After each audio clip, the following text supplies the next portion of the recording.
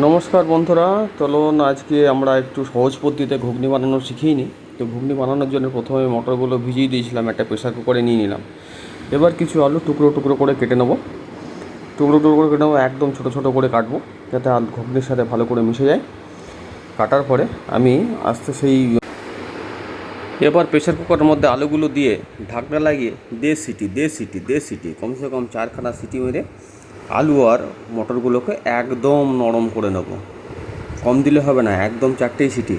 এবার আমি মশলার জন্য সবগুলো কেটে নিয়েছি, পেঁয়াজ কেটে নিলাম, একটু মশলা কেটে নিলাম, আর এই যে মশলাগুলো দেখুন সব চকাচক আছে, মশলাগুলো সব আমি রেডি করে রেখেছি। এগুলো দিয়ে এখন আমি ঘুগনিটা বানাবো।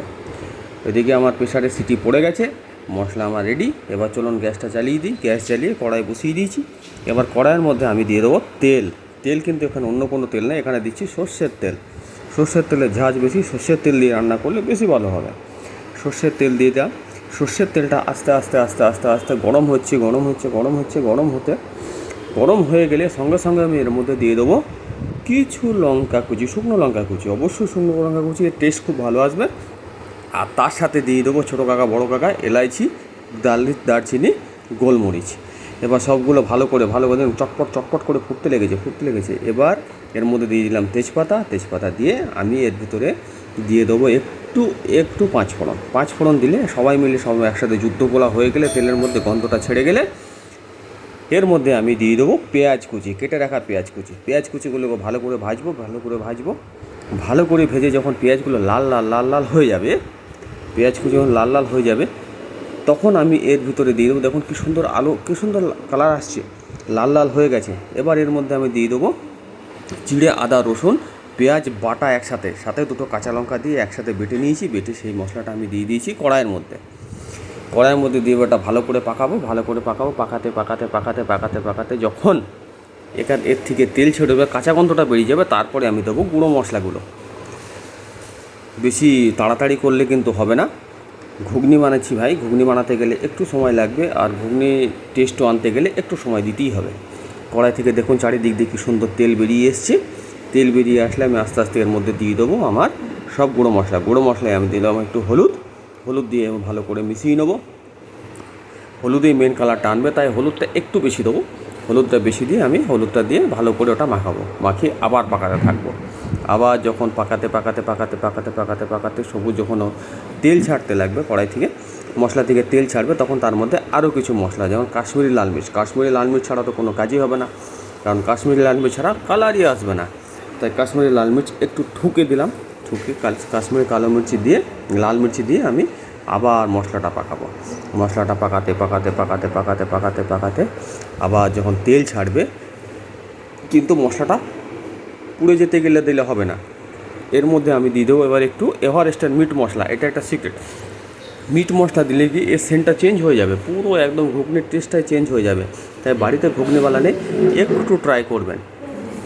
মিট মশলা দেওয়ার পরে আমি এটা পাকাচ্ছি, দেখুন কী সুন্দর শুকিয়ে গেল, জলটা ছিল শুকিয়ে গেল। এবার এর মধ্যে দিয়ে দেবো একটু কাস্তুরি মেথি, সোনায় সোহাগা।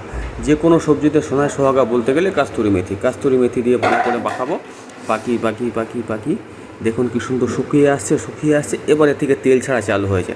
এবার তেল ছাড়া চালু যখন হয়ে গেছে, তখন আমাদের রয়েছে শাহি গরম মশলা, এভারেস্টের শাহি গরম মশলা, সানরাইজের শাহি গরম মশলা স্বাদে অতুলনীয়।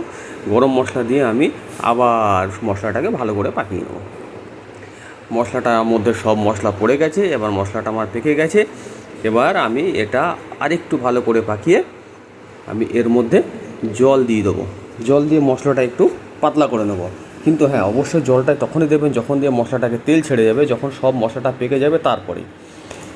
এই যে দেখুন কী সুন্দর হয়ে গেছে। এবার আমি এর মধ্যে মিশিয়ে দেবো আমার সেদ্ধ করে রাখা 4 সিটি মারা মটর আলু একসাথে মিক্সটা দিয়ে আমি ওটা ভালো করে মিশিয়ে দিয়ে আমি ওটা মেলাতে থাকবো।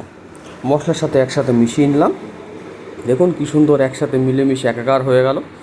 মশলা আর ঘুগনির আলু মটর একসাথে একাকার হয়ে গেল। এর স্বাদে যেমন কী সুন্দর গন্ধ ছাড়ছে, এখনই মনে হচ্ছে বসে খেয়ে নিই। তো দেখা যাক আস্তে আস্তে এটা কত দূর যায়।